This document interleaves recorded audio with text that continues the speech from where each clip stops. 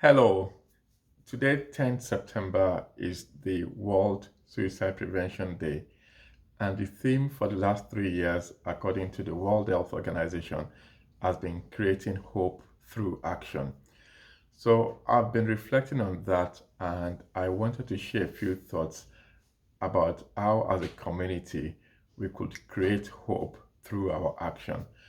One word that has been ringing in my heart over the last few days as I thought about the World Suicide Prevention Day has been the word vulnerability. How do we create vulnerability in our communities? Vulnerability that allows people to be trusting enough and to be vulnerable enough to share their weaknesses and their distresses, particularly at a time when they feel they have reached the end of their road. There are three things that come to mind in terms of creating an atmosphere where people feel vulnerable enough to share the most intimate emotions and thoughts that are in their hearts. One of them is for the person or for us as a community to be vulnerable ourselves. It takes a vulnerable person to be able to attract vulnerability from others.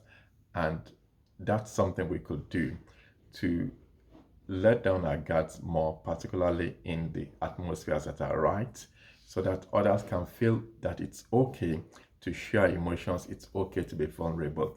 And particularly, that could be important to people who are in position of leadership, people who carry clout, and people who are influential.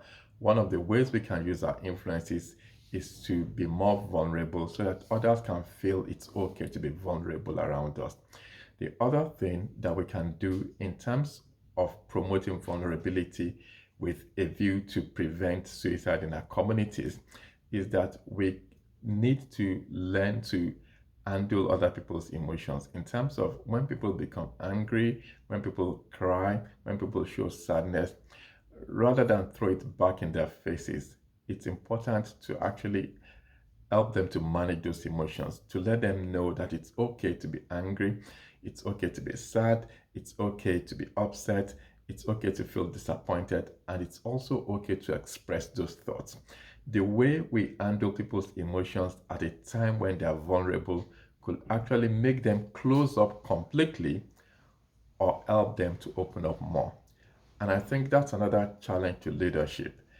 Anywhere where you are leading a church, a community, a charity, a corporate organization, the onus is on us in the way we handle other people's emotions at the period of their vulnerability. Because it could either promote more vulnerability or actually make them make an inner vow to themselves never to open up again. And that can be a slippery slope for them. The third one that I wanted to talk about is developing our listening skills. Every one of us can be a better listener. We can be a better listener by listening to the spoken and unspoken messages. We can be a better listener by holding our tongue and trying to understand rather than listening to respond. Really trying to understand the message that is being passed across and reflecting before we then say anything. The other way we could be better listeners is to ask questions, really being open-minded without making any assumptions. So there are three things I've shared today about promoting vulnerability with a view to create action to prevent suicide. One of them is for us to be vulnerable ourselves. The other one is for us to let people know that it's okay to express their emotions and to handle those emotions appropriately. And the third point is really about